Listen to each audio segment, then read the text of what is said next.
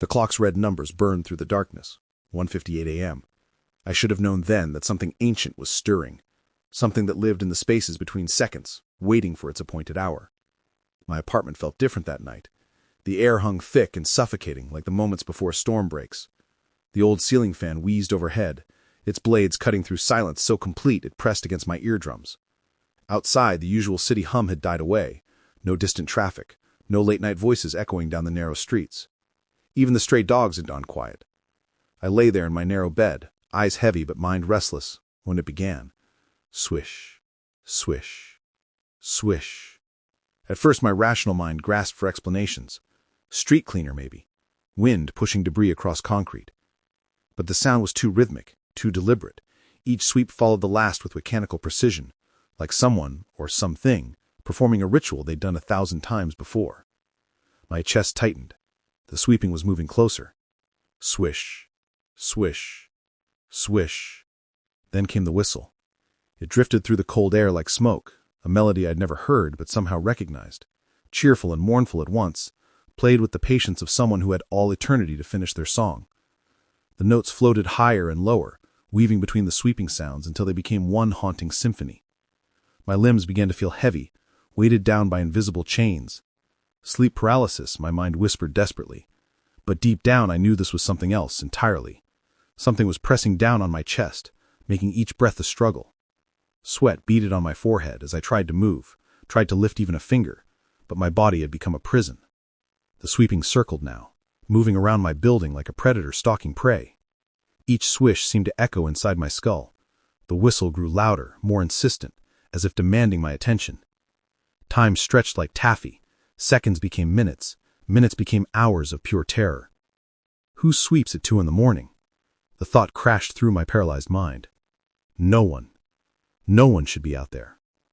Tears gathered in the corners of my eyes as I lay helpless, listening to that impossible sound growing closer, always closer, until it felt like it was right outside my window, right beneath the thin glass that separated me from whatever waited in the darkness. Then silence.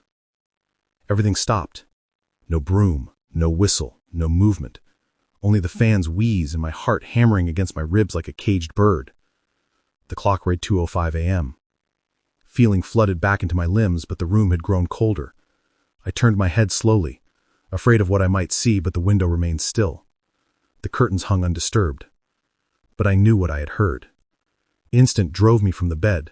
My hands found my Bible, the same one that collected dust except for Sunday mornings, and I clutched it to my chest like a shield. "Blood of Jesus," I whispered into the darkness. "Blood of Jesus." The room stayed silent, but something heavy lingered in the air, watching, waiting. I sat there until dawn, eyes wide open, afraid to sleep again. That was the first night I heard her. My name is Dave, and I'm 26 years old. Before that night, I was the last person who would have believed in ghost stories. I live in the old quarter of the city, where narrow streets wind between buildings that have seen better decades. My ground-floor apartment sits tucked in a quiet corner, with one small window facing an alley where few people venture after dark. During the day, this place pulses with life, vendors calling out their wares, children playing between parked cars, the rich smell of grilled corn and roasted plantain filling the air. But when night falls, everything changes. The laughter dies away. Dogs bark at shadows that shouldn't be there.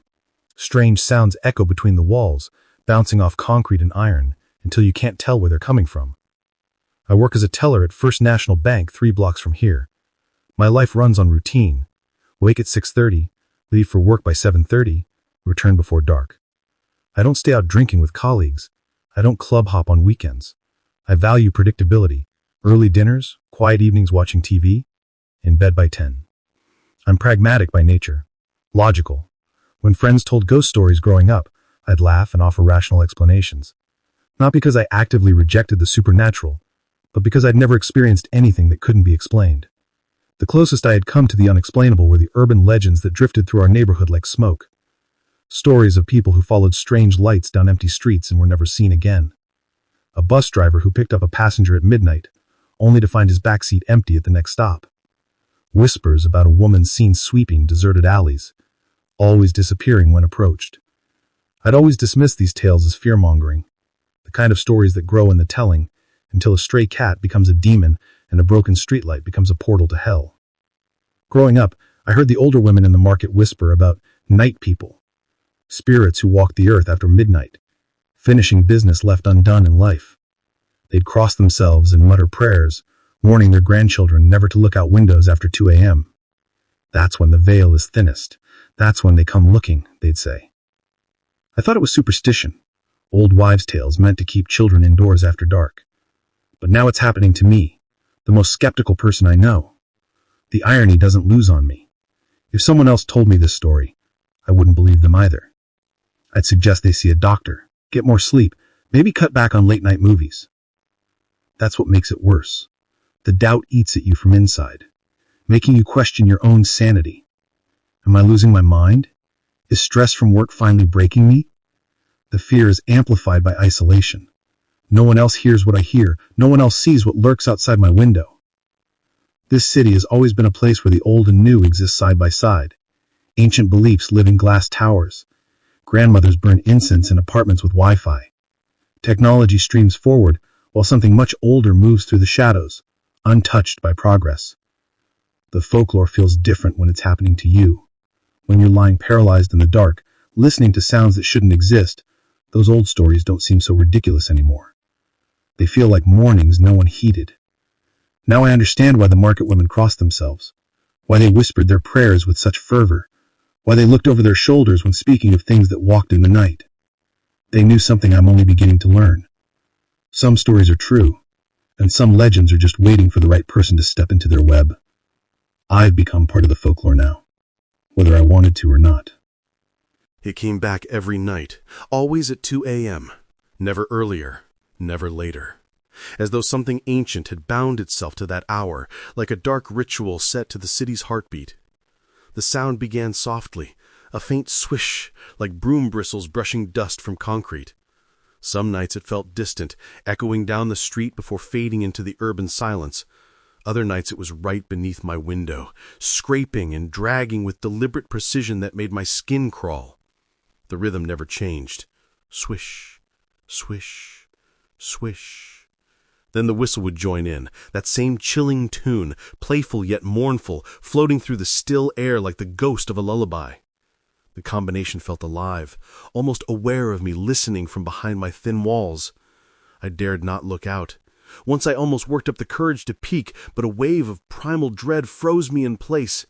Something was waiting just beyond the glass, patient, knowing, watching. The more I resisted the urge to look, the louder the sounds became, as if feeding on my fear. Every morning, I woke weak and hollow-eyed, like I'd never truly slept. My room felt colder, heavier, the air thick with an invisible presence that lingered long after dawn broke. I'd check the clock each night, hoping against hope that it wasn't nearing 2 a.m., but time moved with cruel certainty toward that cursed hour. The hour owned me now. Some nights the sweeping brought the paralysis back. I'd lie trapped in my own body, heart hammering against my ribs, eyes darting frantically, while my limbs refused to obey. Sometimes I felt fingers brush the edge of my bed, or caught glimpses of shadows shifting in corners where no shadow should exist. The whistle would slow during these episodes, each note drawn out like mockery, as if whatever was out there knew exactly what it was doing to me. My siblings thought I was losing my mind. "Something is outside my window every night," I told my sister over the phone, my voice barely steady. "I hear it sweeping and whistling this horrible tune." She laughed, actually laughed. "Dave, it's probably just wind blowing trash around, or maybe rats. You seriously think some ghost is out there sweeping the streets?" Even my mother sighed when I called her, desperation creeping into my voice. "Maybe you're just tired, son. Say your prayers before bed and try to get some rest." Their disbelief cut deeper than any blade. I started questioning everything, my sanity, my perception, my grip on reality itself. But every night, at 2 a.m., it returned, louder, closer, as if mocking me for seeking help from people who couldn't hear what hunted me in the darkness. The attacks grew worse. The paralysis came sooner and lasted longer, my body locking up while something pressed down on my chest with invisible hands. My breaths came in shallow gasps, each one a struggle against the weight that shouldn't exist. Whispers joined the symphony now. Faint, unintelligible murmurs mixed in with the whistling, like a conversation in a language that predated words. Sometimes it sounded like chanting, ancient syllables that made my teeth ache and my vision blur.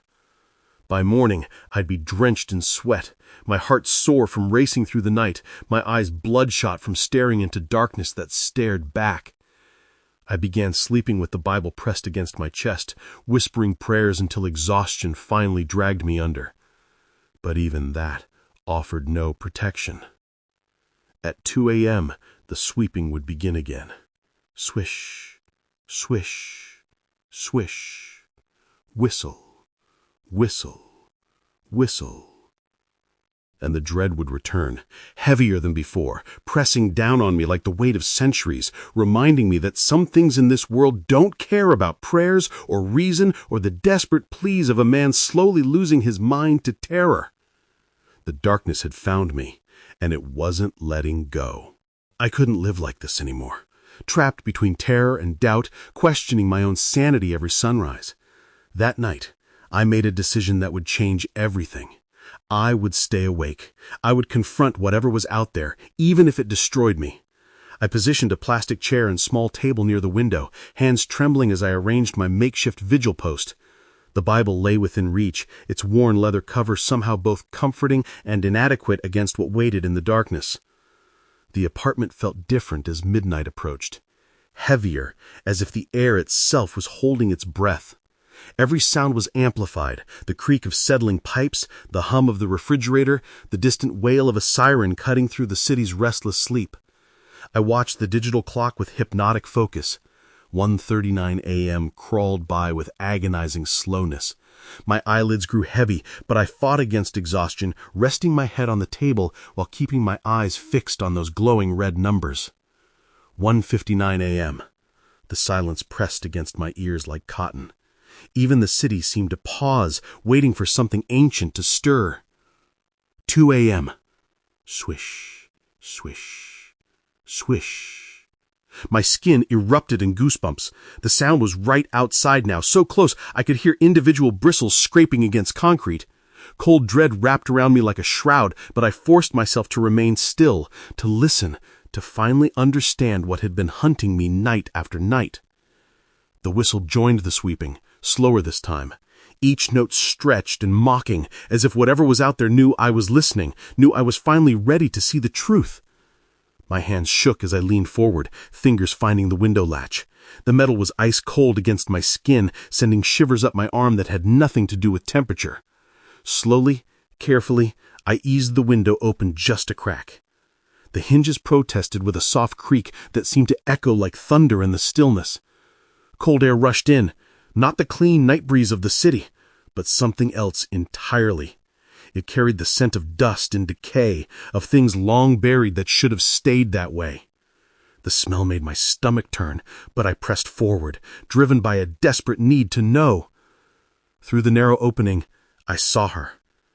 A shadowy figure moved in the alley below, sweeping with mechanical precision. Back and forth, her movements perfectly timed to the rhythm that had tormented my nights. My heart hammered against my ribs, but I had to see more. I pushed the window open wider, the hinges screaming their protest into the night. That's when everything went wrong. The figure stopped. The whistle died mid-note.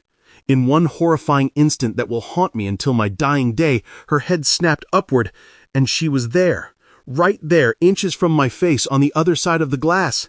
Pale skin stretched tight over hollow cheekbones, eyes like black holes that seemed to swallow light itself. And her smile. God help me, that smile wasn't human. It was too wide, stretched beyond the limits of flesh, revealing teeth that belonged in nightmares. I screamed. The sound tore from my throat as I stumbled backward, crashing into the table.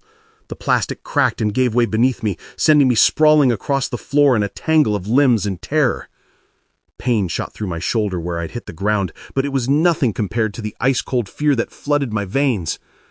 I lay there gasping, staring at the ceiling, too afraid to move or make another sound. The room had gone completely silent. No sweeping, no whistling, no sign that anything had ever been there except for the window that still hung open, letting in that awful, death-scented air. I stayed on that floor until dawn painted the walls gray, too afraid to close my eyes, too afraid to move, too afraid to do anything but lay there and pray that whatever I'd seen wouldn't come back for me. But deep down, I knew the truth. I had crossed a line that should never be crossed. And there would be consequences. Morning brought no relief. I dragged myself off the floor, bones aching from the night's terror. In the bathroom mirror, a stranger stared back, hollow-eyed, pale, aged years in a single night. Mrs. Aduni, my landlady, found me stumbling toward the gate like a broken man. "Dave, you look terrible. What's wrong?" The words poured out, the sweeping, the whistling, the face at my window. She listened without laughing, her weathered face growing more concerned with each detail. Finally, someone who didn't mock my terror. Then her eyes dropped to my left arm, and she went white. "Jesus Christ," she whispered. I followed her gaze and nearly collapsed. A handprint burned into my forearm, angry red against dark skin, each finger distinct, the palm clearly defined. Not painted or tattooed, but branded into my flesh. It throbbed with unnatural heat, as if something cold had seared through to my bones. "How did this happen?" I stammered, touching the mark. The skin was tender, raised like a fresh wound. Mrs. Aduni stepped closer, trembling despite her usual strength. She'd raised 5 children and buried 2 husbands, but fear transformed her into something fragile. "This is not ordinary," she whispered, crossing herself. "Something has marked you, Dave. Something has chosen you." Chosen? The word sent ice through my veins. For what? She shook her head. "There's someone you need to meet, an old woman across town who understands these things, the spirits that walk between worlds." My rational mind wanted to reject her words, but the mark burned with undeniable reality. Whatever hunted me had moved beyond nightmares into flesh. "Will you take me to her?" "Tomorrow morning, but tonight," she gripped my shoulder. "Don't open that window. Don't look out. Don't acknowledge her. Some doors, once opened, are very hard to close." Back in my apartment, I paced like a caged animal. The mark throbbed constantly, reminding me I was no longer the same person. Something had changed me, claimed me, left its signature burned into my skin. Evening brought familiar dread. As darkness fell, I found myself doing something I couldn't remember doing since childhood. I opened my Bible with trembling hands. The pages felt foreign under my fingers as I searched for comfort I wasn't sure existed anymore. Psalm 23 caught my eye, and I read David's words aloud, my voice cracking. "Yea, though I walk through the valley of the shadow of death, I will fear no evil." The irony wasn't lost on me. Here I was walking through my own valley of shadows, marked by something that shouldn't exist. I prayed then, really prayed, for the first time in years. Not the mechanical Sunday prayers, but desperate pleas from a soul drowning in terror. Tears streamed down my face as words poured out. Confessions, fears, begging for protection from whatever had claimed me. The mark burned hotter as I prayed, as if responding to my faith with mockery. She would come again, the thing with hollow eyes and impossible smile. The question wasn't if, but what she'd do now that she had marked me. I barricaded my bedroom, chair wedged against the door, Bible still clutched tight. The clock mocked me, counting down to 2 a.m., each minute bringing me closer to fresh horror. The mark burned like molten metal as midnight approached, responding to something unseen. By 1:59 a.m., I knew tonight would be different. Tonight, she wasn't just coming to watch and whistle. Tonight, she was coming for me. 2 a.m. struck, and the sweeping began. Swish, swish, swish. The mark sent electric shivers racing up my spine while burning like fire against my skin, as if awakening to her presence. Closer with each stroke, accompanied by that terrible whistle now everywhere at once as I pressed against the wall. Then, just beyond it, she whispered my name.